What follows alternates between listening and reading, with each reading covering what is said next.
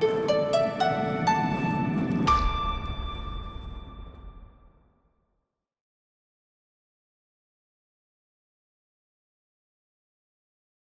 question that often comes up in thinking about cybersecurity is, what's the threat?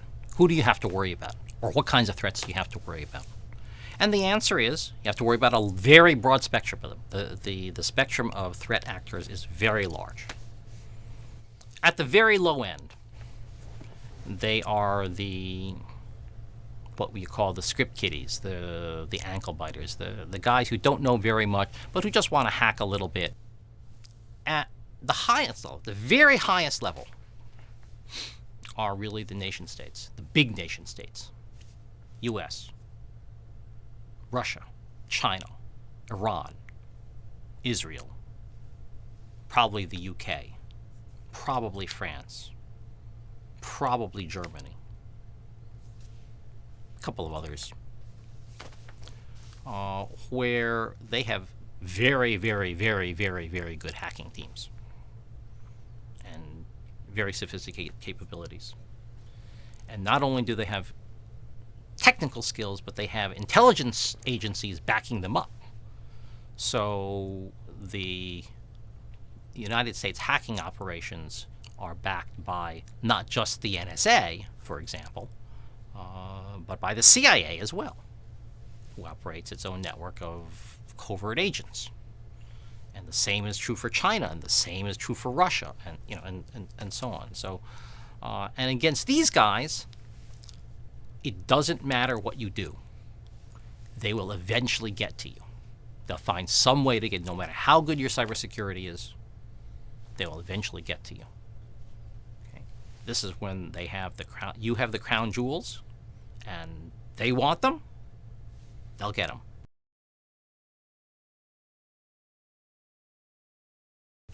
People who talk about cybersecurity almost always talk about it in terms of being defensive. And I am perfectly happy to acknowledge that is an important component of the definition of cybersecurity. There's no question about that. It may even be the most important dimension of it. But there is another dimension of it as well.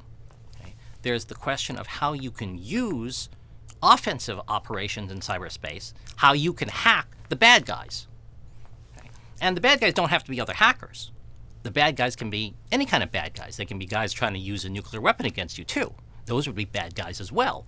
And I'd want to be able to use cyber attacks against them to shut them down and so on, and to destroy their computers. That would be a good thing from my perspective. And in fact, it would be a good thing from the perspective of most people who would think about what the policy issues are and having the bad guys detonate a nuclear weapon.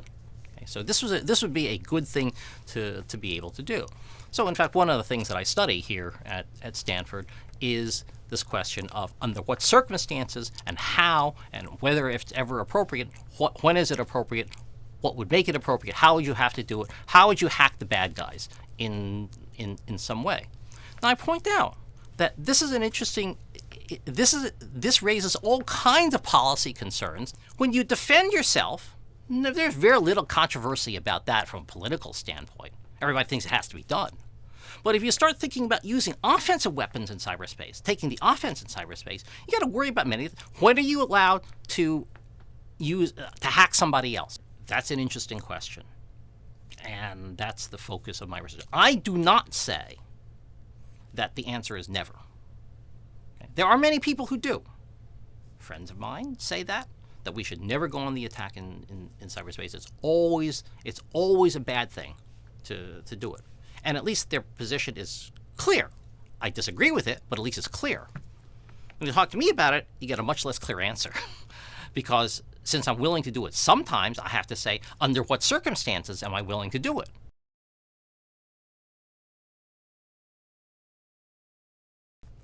Well, turns out there is no law internationally. There's no international law that prohibits the gathering of intelligence.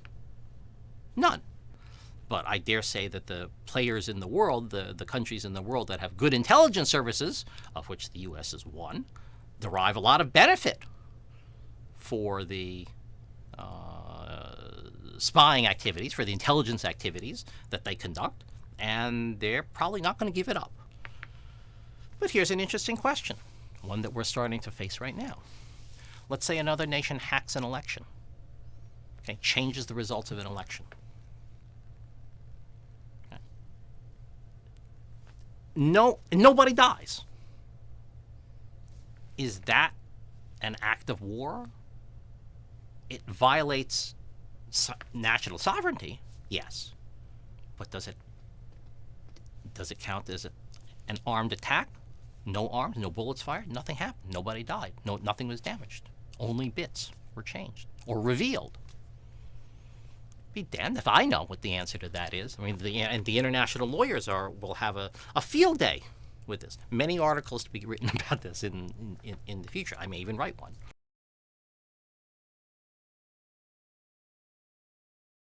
Is cybersecurity hopeless, or is there room for hope? Well, the answer is both. Okay, it's hopeless if you set as your goal the elimination of cyber attacks and all cyber threats. That's hopeless. That's never going to happen. If you think you're going to do something, and this is something that I have a problem with in the policy process, because policymakers think, we gave you all this money last year to deal with it. Why haven't you fixed the problem? Well, it's a problem that you have to fix over and over and over again. Why? Because when I put a better lock, you'll get a better key. You'll get a better locksmith who'll pick the lock. And if I put up something else, you'll do something to counter that. You want to solve it once and for all. Well, maybe what you can do is you can cut yourself from all communication. But of course, that kind of environment isn't very useful. In my office, I have a completely unhackable computer. Right? It's a rock with a USB cable coming into it. Okay? Nobody's going to hack that rock. It's completely unhackable. It's useless, but it's unhackable. Okay? The problem is, if you want to be useful, then any useful computing artifact is hackable eventually in some way.